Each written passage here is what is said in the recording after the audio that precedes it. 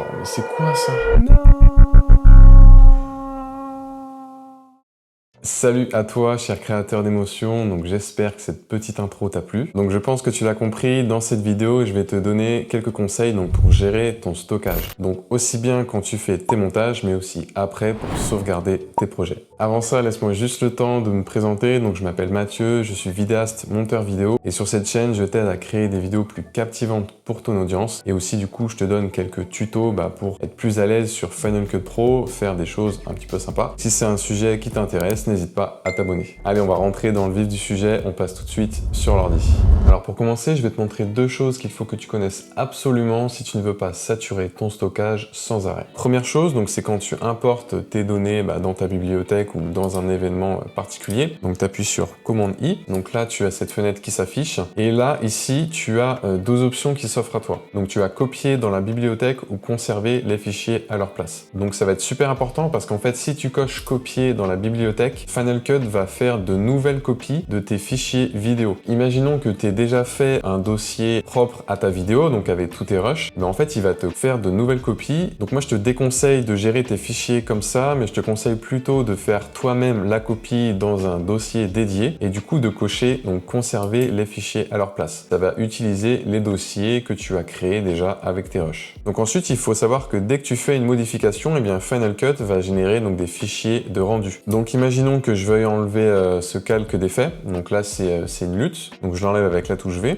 Et donc là, tu vois, j'ai des pointillés qui s'affichent juste au-dessus. Et normalement, Final Cut va afficher une roue, voilà, avec le chargement du rendu. Il faut savoir qu'à chaque fois que tu vois des pointillés comme ça, Final Cut te génère des rendus et du coup, va augmenter la taille de ta bibliothèque. Et ça va vraiment l'augmenter énormément. Donc ça, c'est vraiment à prendre en compte parce que à chaque fois que tu vas mettre de nouvelles choses, à chaque fois que tu vas faire des modifications, Final Cut va sans arrêt faire des rendus. Donc tu peux arriver à une taille de fichier énorme, genre 50, 80, voire même 100 gigas, alors que ta bibliothèque de base, elle fait peut-être que 400 ou 500 MO. Donc du coup, je t'invite à régulièrement supprimer tes fichiers de rendu. Donc pour cela, il suffit simplement de cliquer sur le nom de ta bibliothèque. Tu vas ensuite dans Fichier, supprimer les fichiers de bibliothèque générés.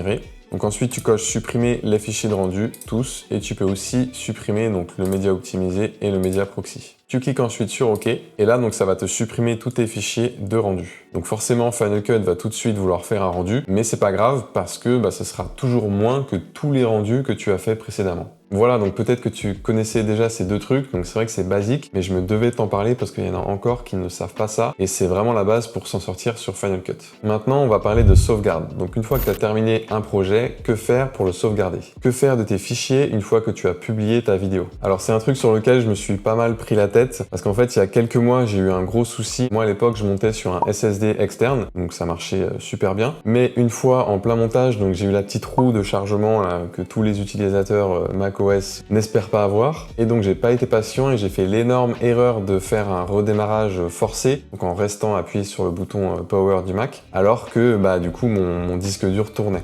Oh non, pas ça! Bon, pour te la faire courte, je n'ai jamais pu remettre la main sur mes données. Et pourtant, j'ai cherché pendant plusieurs jours pour récupérer mes fichiers.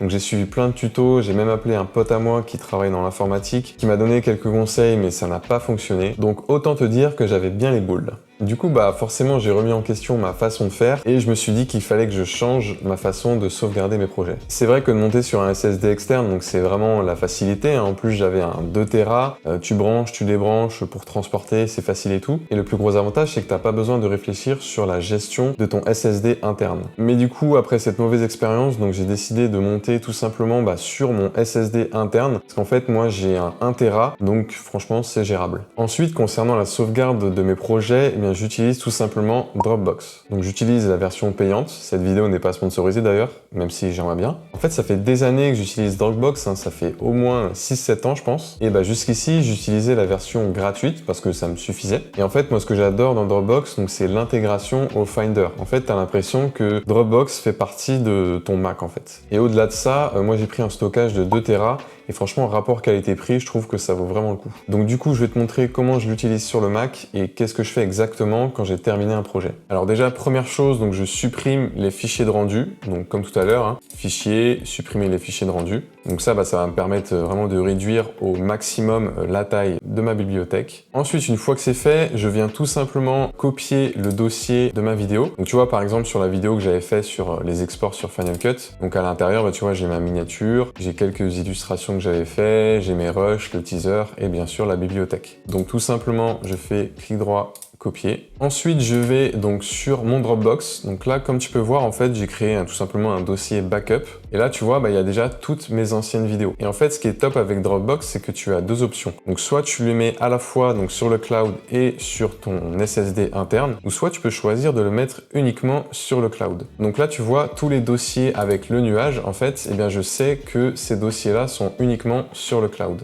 Donc tout simplement, je vais venir coller mon dossier. Donc là, tu vois, il est en train de synchroniser. Et ensuite, une fois qu'il est synchronisé, donc je peux simplement aller donc dans Smart Sync et cliquer sur En ligne. Donc ça, en fait, ça va me permettre de mettre ce dossier uniquement sur le cloud et de l'enlever de mon SSD interne. Donc je clique dessus.